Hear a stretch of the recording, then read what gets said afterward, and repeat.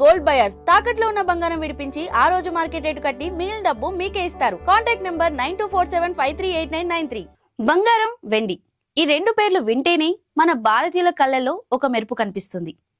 కానీ గత కొన్ని రోజులుగా మార్కెట్ చూస్తుంటే ఆ మెరుపు కాస్త భయంగా మారుతుంది. మొన్నటి వరకు ఆకాశాన్ని తాకిన ధరలు ఒక్కసారిగా పాతాళానికి పడిపోతున్నాయి. అసలు ఏం జరుగుతుంది? బంగారం ధరలు ఎందుకు ఇలా ఊగిసలాడుతున్నాయి? భవిష్యత్తులో పెరగబోతున్నాయా లేక తగ్గుతాయా? ఈ రోజు మన స్పెషల్ ఎపిసోడ్లో దీని గురించే మాట్లాడుకుందాం. మొదటగా ఇప్పుడున్న రేట్ల గురించి చెప్పుకుందాం. ఫిబ్రవరి 2026 ప్రారంభంలో బంగారం రేటు చారిత్రాత్మక గరిష్టాలను తాకింది. 10 గ్రాముల 24 క్యారెట్ల బంగారం దాదాపు 1,60,000 రూపాయల వరకు వెళ్లి అందరినీ ఆశ్చర్యపరిచింది. వెండి అయితే ఏకంగా కిలో 4 లక్షల రూపాయల మార్కును దాటేసింది. కానీ ఒక్కసారిగా సీన్ రివర్స్ అయ్యింది. బడ్జెట్ అనౌన్స్మెంట్ తర్వాత అమెరికాలో జరిగిన కొన్ని రాజకీయ మార్పుల వల్ల ఒకే రోజులో వెండి దాదాపు 27% వరకు పడిపోయింది. బంగారం కూడా భారీగా తగ్గింది. ప్రస్తుతం మార్కెట్లో హెచ్చుతగ్గులు చాలా ఎక్కువగా ఉన్నాయి.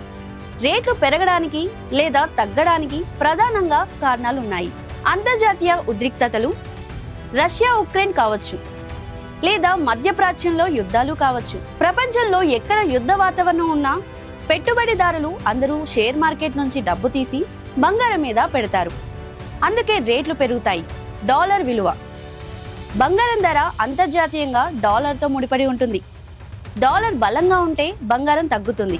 డాలర్ బలహీనపడితే బంగారం పెరుగుతుంది. అమెరికా సెంట్రల్ బ్యాంక్ ఫెడ్ తీసుకునే నిర్ణయాలు ఇక్కడ కీలకం. సెంట్రల్ బ్యాంకుల కొనుగోలు, ఇండియా, చైనా లాంటి దేశాల బ్యాంకులు బంగారాన్ని నిల్వ చేసుకుంటాయి.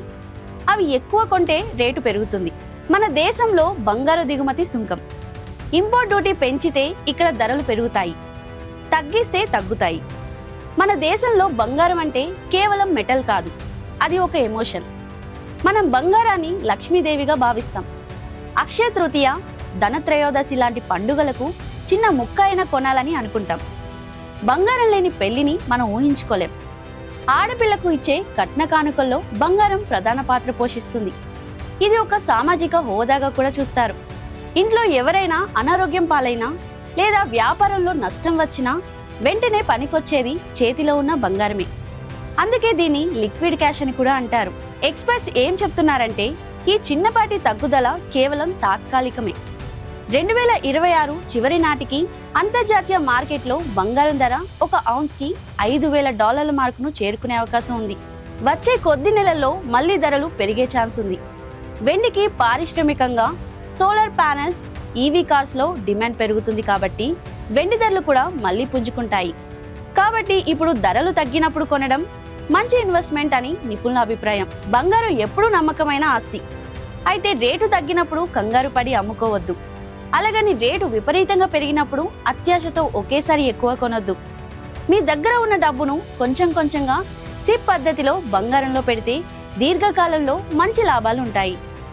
ఇలాంటి మరిన్ని వీడియోల కోసం దాత్రి టీవీని సబ్స్క్రైబ్ చేసుకోండి. ఫేస్బుక్, ఇన్స్టాగ్రామ్, ఎక్స్లో దాత్రిని ఫాలో కండి. మీ అభిప్రాయాలను కామెంట్ల రూపంలో తెలియజేయండి.